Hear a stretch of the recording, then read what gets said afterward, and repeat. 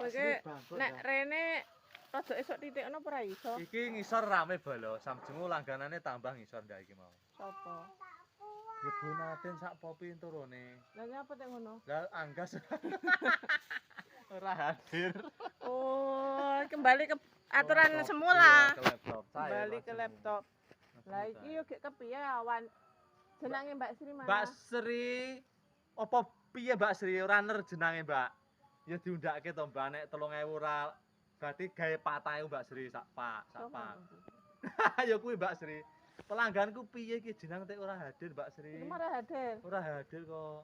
Ora ner ketoke Mbak Sri tenan. Larang kabeh lho ndak mesakne. Plastik. Plastik. Apa kae njaluk susu dhewe ke lho pelanggan kabeh cilik. siji mundake 200 lho ndak. Yo.